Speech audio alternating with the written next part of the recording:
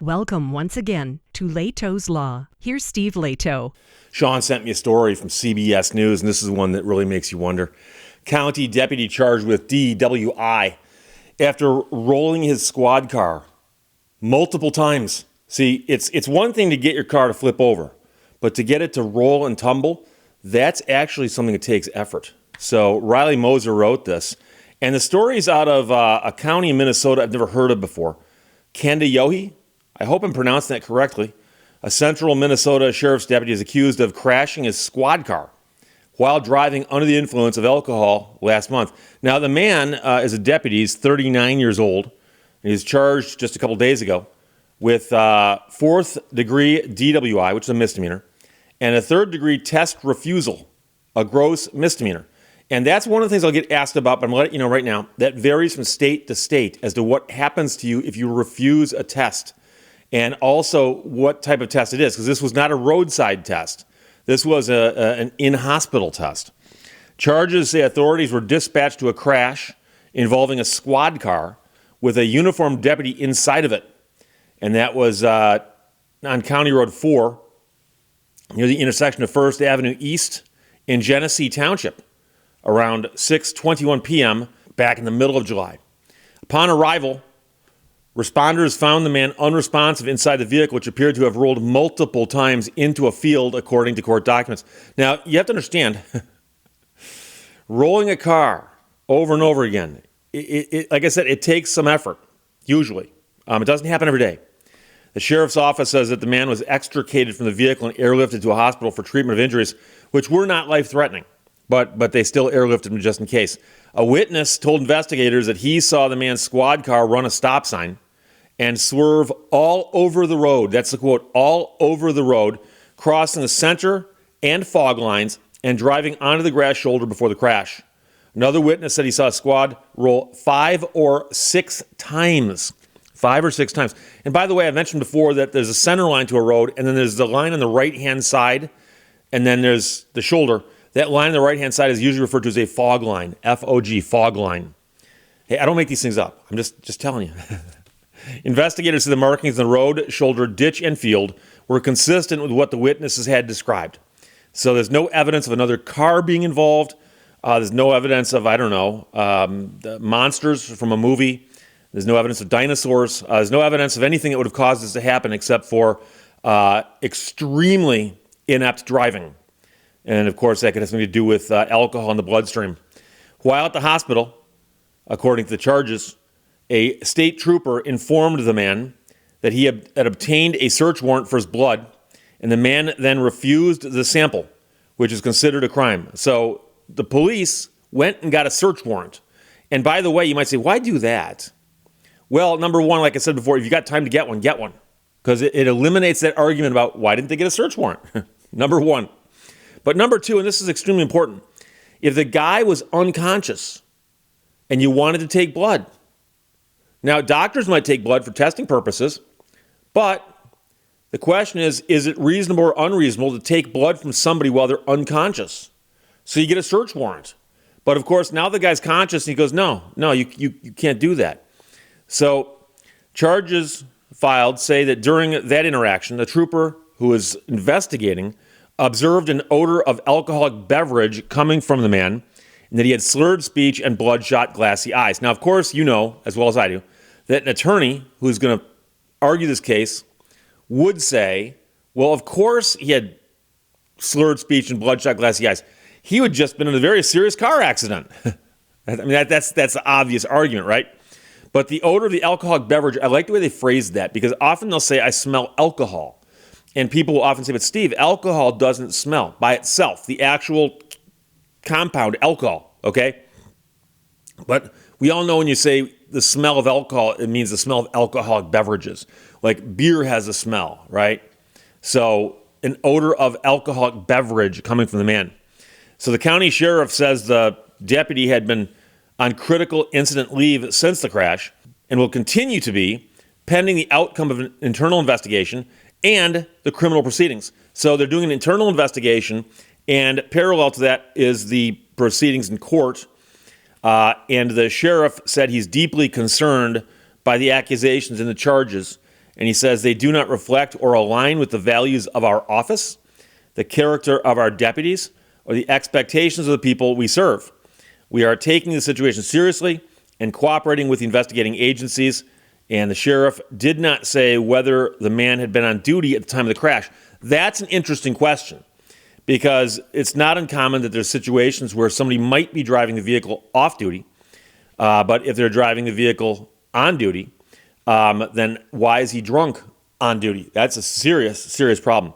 But there's a bunch of other things to talk about here, not the least of which is I often say that I believe that people often do deserve a second chance. That is, when somebody does something bad, and they've never done it before, and they get caught, when you're looking at how to sentence them or punish them, that I've often said that a lot of times people do deserve a second chance because that first time will be the wake-up call. There are, however, circumstances where that does not make sense. One of them is if you are in a position of authority, especially in law enforcement, and you enforce these laws, and then you so flagrantly and publicly break one of the laws. So let's assume now, for the sake of discussion here, hypothetical, that the police officer actually was drunk, driving a sheriff's car, rolled it several times while drunk. So that's against the law. And as you might guess, I suspect this guy has had the opportunity to pull people over, run them through all the tests, and arrest them for drunk driving. And some of you may know, and some of you won't, of course, because some of you have never been pulled over by the cops. If you ever get pulled over by the cops, sometimes the police have a bit of an attitude. And they might even lecture you a little bit. And you might even hear the old, you could kill somebody. Do you understand what could happen? What could happen? And so what does it say about the authority and respect that people will give the office of the sheriff if his deputies are out drinking, driving, and rolling over cop cars? And so that's a situation where if I was the judge, and again, I don't want to be a judge. I don't want to be a judge. If I was the judge, I look at the sentencing guidelines, and they go from down here to up here, and I just go, boom, you get this. And I would say exactly what I just said, that you have a job to do, and your job requires that people respect that office, and that office stands for law enforcement. And we can't have members of people, people who work for that office, we can't have members of the office out breaking the law so flagrantly. And what? But let's talk about rolling a car. Now, I understand that depends on the terrain and what features there are there. So it mentions a ditch in one place. It also mentions a field in another. I don't know if there was a ditch before a field. I don't know if the road was going down. I don't know. But I can tell you that I used to drive a tow truck back the year I graduated high school, and then a little bit beyond that, I drove a tow truck for the city of Birmingham, Michigan. And we had the police contract, which meant that we got police calls, and they'd say, yeah, there's an accident, come on out, pick up the car. And I towed vehicles that were previously piloted by drunk drivers. I towed vehicles that were run into trees. I towed vehicles that were run into each other. Telephone poles. I've told some of these stories on this channel. I've also told some of them on VinWiki. But here's the point. One of the first calls I ever got, it may have been the first call I ever got, because I was kind of confounded by it when I got there, was a phone call came in about 2 or 3 o'clock in the morning at my house. Dispatcher said, hey, Steve, there's a car over Maple Road, west of downtown Birmingham, about a mile and a half, and you'll see it. It's on Maple Road. She gave me the cross street, but that didn't matter. She goes, just drive down Maple and you'll find it. So I drive down Maple, and as I'm approaching, I see police lights, and there's police lights, and there's an upside-down car. Volkswagen Rabbit on its roof, of all things. Perfectly flat road, dry pavement. And I got there, and I could see the swerve marks and figure out what happened, and I talked to the cop, and the cop goes, yeah, no, exactly, that's exactly what happened. Guy fell asleep at the wheel. As he drifted to the right, was about to hit a curb, or maybe he did hit the curb, he woke up and jerked the wheel to the left, and he did it so harshly that it put the car sideways and the car tumbled onto its roof.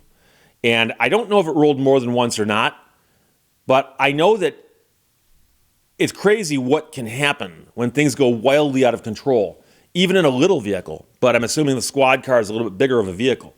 But to say it rolled 5 or 6 times, okay, this ain't the movies. This ain't special effects. This isn't CGI. This is a car being rolled 5 or 6 times, according to witnesses.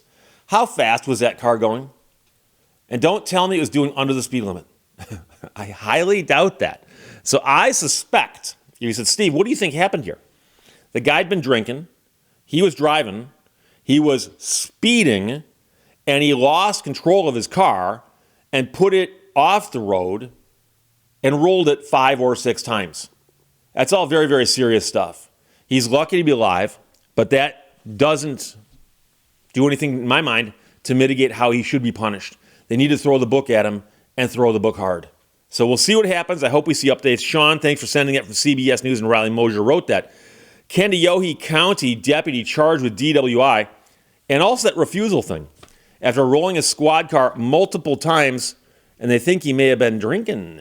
Questions or comments, put them below, and I have to apologize for yesterday. For those of you who didn't make it to the end of the video, I did post a note, but the $100 bill had been there before I'd hit record on the camera. And as I sat down, I believe it fell, because when I watched the video later, it wasn't there. And I'm like, where'd my $100 bill go? And I walked over, and it was right down there. So I apologize profusely. It won't happen again. At least I hope not. Bye-bye. Thank you for watching Lehto's Law. Sarcasm doesn't become me. However, it does sustain me.